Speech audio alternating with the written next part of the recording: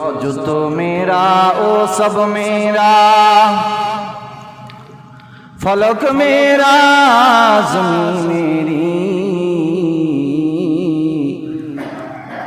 अगर तो एक मेरा नहीं तो कोई शाई मेरी नहीं। अगर तो एक शाई मेरी नहीं तो कोई शाई मेरी नहीं। যার জন্য আল্লাহ হয়ে যায় দুনিয়ার মধ্যে এবং আসমান এবং জমিনের মধ্যে যা কিছু আছে কেমন যেন সব তার হয়ে যায়। আল্লাহু আকবার। আসমান এবং জমিনের মধ্যে যা কিছু আছে সবাই কেমন যেন তার কথা শুনে। আল্লাহর নবীর অসংখ্য সাহাবায়ে কেরামের মধ্যে একজন সাহাবায়ে কেরাম হযরত সাদ ইবনে আবি ওয়াক্কাস। হযরত সাদ ইবনে আবি ওয়াক্কাস রাদিয়াল্লাহু তাআলা আনহু জান্নাতের সার্টিফিকেট প্রাপ্ত যেই সমস্ত সাহাবায়ে কেরাম 10 জন সাহাবায়ে কেরামকে আল্লাহর নবী জান্নাতের সুসংবাদ দিয়েছেন,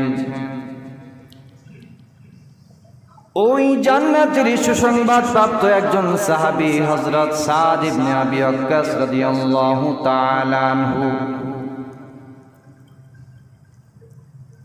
হযরত সাদ ইবনে আবি ওয়াক্কাস রাদিয়াল্লাহু তাআলা আনহু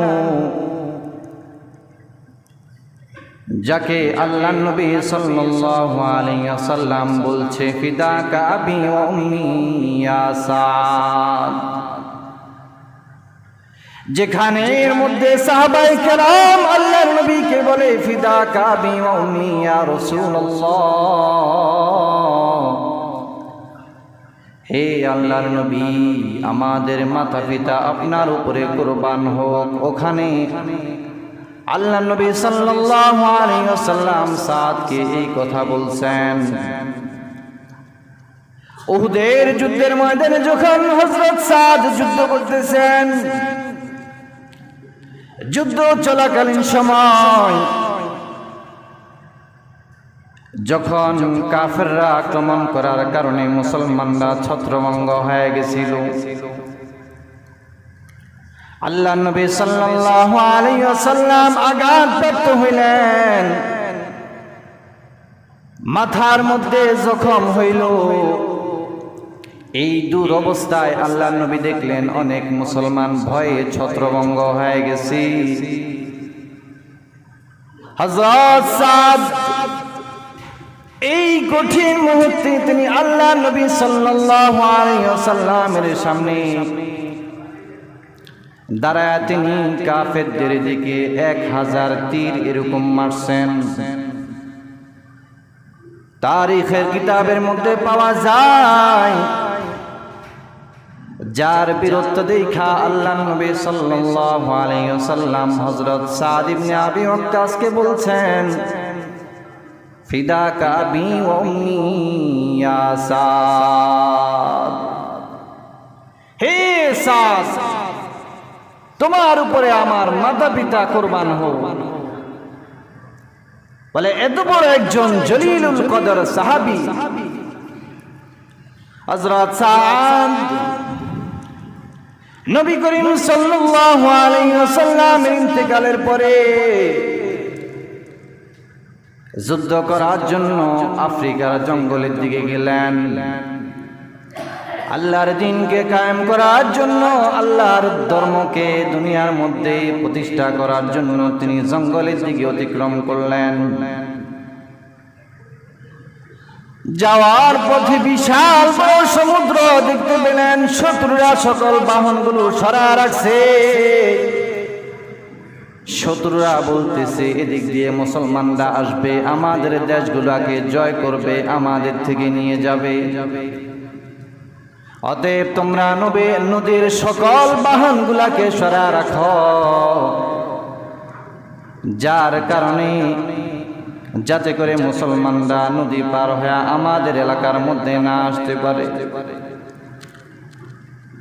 হযরত সাদ ইবনে আবি ওয়াক্কাস রাদিয়াল্লাহু তাআলা আনহু নদীর কাছে যা দেখেন কোনো বাহন নাই, কোনো যাওয়ার মতো কোনো বাহন নাই, সকল বাহন শত্রুরা নিয়ে গেছে। হযরত সাদ ইবনে আবি ওয়াক্কাস রাদিয়াল্লাহু তাআলা আনহু সাহাবায়ে কেরামদেরকে নিয়ে নামাজের মধ্যে দাঁড়ায় গেলেন।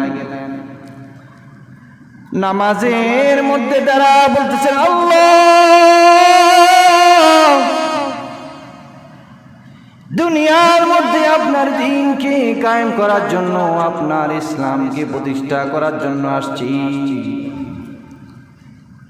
কাফেররা আমাদের বাহনগুলো, কাফেররা নদী পার হওয়ার বাহনগুলোকে সরায় নিয়ে গেছে। আল্লাহ, আপনি আপনার কুদরতি হাত দ্বারা আমাদেরকে সাহায্য করেন। সাহাবায়ে কেরামদের মধ্যে এমন গুণ ছিল, বিপদে পড়লে আল্লাহর কাছে দোয়া করতেন, নামাজের মধ্যে দাঁড়া যাইতেন।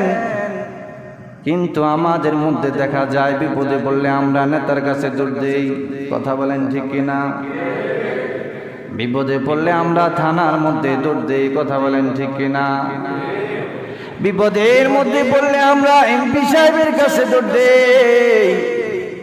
কিন্তু সাহাবায়ে কেরাম এমন ছিলেন না। সাহাবায়ে কেরাম বিপদে পড়লে নামাজের মধ্যে দাঁড়ায় যাইতেন। আল্লাহু আকবার। সাহাবা দোয়া করার পরে আল্লাহ তাআলার ওনাদের দিলের মধ্যে ঢাইলা দিয়েছে যে এই নদী দিয়াই আল্লাহ তাআলা তোমাদেরকে পার করাবে। হযরত সাদ ইবনে আবি ওয়াক্কাস রাদিয়াল্লাহু তাআলা আনহু 30,000 সৈন্য নিয়ে তিনি এই নদী অতিক্রম করলেন। হযরত সাদ ইবনে আবি ওয়াক্কাস রাদিয়াল্লাহু তাআলা আনহু ঘোড়াগুলোকে নদীর মধ্যে নামায় দিলেন। নদীর মধ্যে নামায় দেওয়ার পরে বলে, এমন কুদরত আল্লাহ তাআলা জাহির করে দিছে, তারিখের কিতাবের মধ্যে পাওয়া যায় এই নদী 36 মাইল অতিক্রম করছে, কিন্তু ঘোড়ার পায়ের মধ্যে একটু পানি লাগে না। জোরে জোরে বলুন আল্লাহু আকবার। ঘোড়ার পায়ের মধ্যে বিন্দু পরিমাণ পানি লাগে না।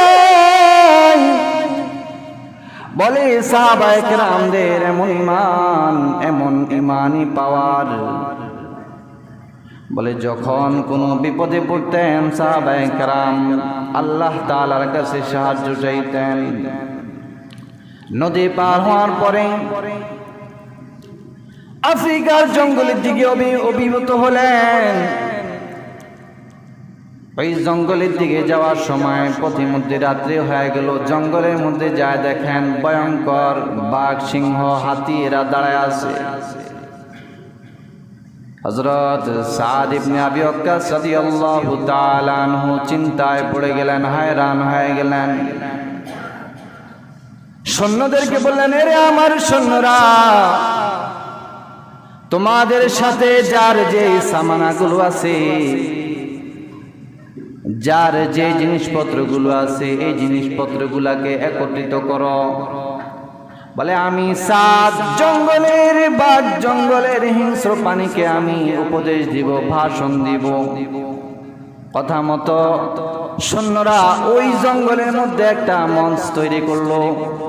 যে মঞ্চের মধ্যে হযরত সাদ দাঁড়ায় বলে, ইয়া আইয়ুহাস সিবাউল হাশরাত নাহনু আসহাবিন নবী সাল্লাল্লাহু আলাইহি ওয়াসাল্লাম। হে জঙ্গলের হিংস্র প্রাণীরা, হে জঙ্গলের পশু পাখিরা, আমরা আল্লাহ নবীর সাহাবী,